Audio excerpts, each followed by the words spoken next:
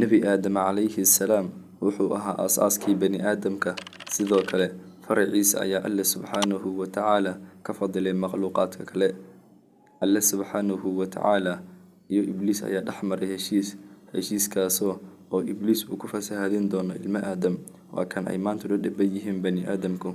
Maanta waxaynu ka hadli doonaa Nebi Aadam calayhi salaam, sidee loo abuuray, sideese jannada loogu soo saaray. Kusoo dhawaada daawadayaal muuqaalkeena maanta.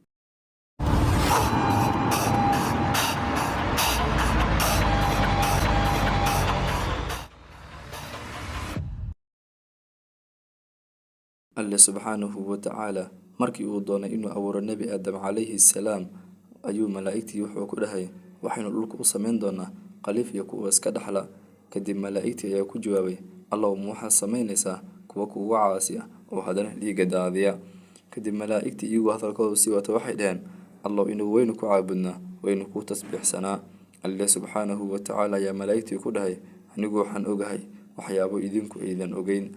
Alle subxaanahu wa tacaala ayaa malagyada ka mid ah dhulka u diray si uu u soo qaado ciidaasoo midabyadeedu ay kala duwan yihiin. Ciiddii ayaa lagu daray biyo, kadib waxay noqotay dhoobo. Dhoobadii ayaa in muddo sidaas ahayd, muddadaasoo Alle subxaanahu wa tacaala u yaqaano. Intaas kadib Alle subxaanahu wa tacaala ayaa qadaray inuu Nebi Aadam nafta geliyo. Nebi Aadam naftu waxay ka gashay madaxa. Markii ay maraysay naftu sanka ayuu hindhisay. Malaa'igtii u dhawayd ayaa ku dhahay Nebi Aadam, rabbigaa u mahad celi. Nebi Aadam calayhi salaam wuxuu dhahay, rabbigee ayaa mahad iska leh. Rabbi subxaanahu wa tacaala isaguna wuxuu dhahay, rabbigaa kuu naxariisto. Kadib Nebi Aadam calayhi salaam markii ay naftu gaartay caloosha ayuu wuxuu doonay inuu soo qabsado miraha jannada, isagoo weli naftu aysan gaarin lugihiisa. Waa meesha Alle subxaanahu wa tacaala uu leeyahay, bani aadamku waxaa laga abuuray degdeg. Nebi Aadam calayhi salaam markii ay naftii jirkiisii oo dhan ay gaartay ayaa Alle subxaanahu wa tacaala wuxuu ku dhahay, waa inaad salaantaa malaa'igta. Nebi Aadam calayhi salaam ayaa malaa'igtii salaamay. Wuxuu ku dhahay, assalaamu calaykum. Malaa'igtii salaantii bay ka qaadeen, waxay dhaheen, wa calaykum assalaam. Alle subxaanahu wa tacaala ayaa Nebi Aadam wuxuu ku dhahay, taasi waa salaanta adiga iyo ubadkaada. Alle subxaanahu wa tacaala markii uu abuuray Nebi Aadam calayhi salaam, malaa'igtii ayuu wuxuu ku dhahay, u sujuuda basharkan anigu aan sameeyey. Malaa'igtii kulli way u sujuudeen, balse waxaa diiday Ibliis. Ibliis ma uusan ahayn malag, wuxuu ahaa jinni Alle subxaanahu wa tacaala uu fadilay. Ibliis wuxuu u diiday inuu sujuudo Nebi Aadam calayhi salaam.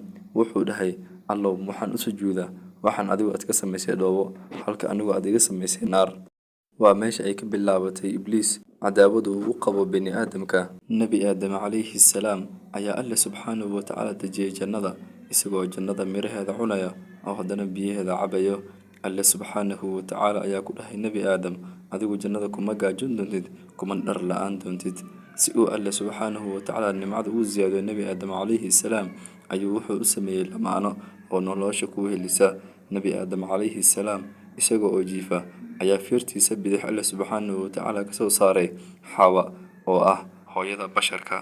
Nebi Aadam calayhi salaam markii uu soo toosay wuxuu arkay qof dumar ah. Markaas ayuu weydiiyey, yaa tahay adigu? Iyadu waxay tiri, anigu waxay abuuray Alle subxaanahu wa tacaala si aan nolosha kugula qaybsado. Alle subxaanahu wa tacaala ayaa dejiyay jannada. Kadib Alle subxaanahu wa tacaala wuxuu ku dhahay, ku noolaada jannada, laakiin iska ilaaliya geedkaasoo ka mid ah geedaha jannada. Alle subxaanahu wa tacaala ayaa u sheegay Nebi Aadam inuu Ibliis yahay cadowgooda, ayna iska ilaaliyaan.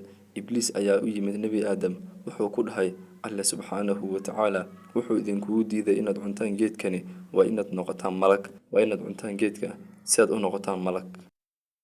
Markii ay cuneen geedka, Nebi Aadam calayhi salaam iyo Xawa waxay sugayeen inay noqdaan malag, balse cawradoodii ayay arkeen, wayna kala carareen. Kadib waxay ku dhuunteen laamihii jannada. Alle subxaanahu wa tacaala ayaa Nebi Aadam ku dhahay, soomaanan idinkaga digin inaad cuntaan geedkan oo Ibliis aad iska ilaalisaan.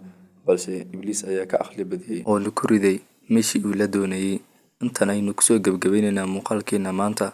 Inta aynu ku kulmi doonaa muuqaalka xiga, waxaan idinkaga tegayaa sidaas iyo nabadgelyo.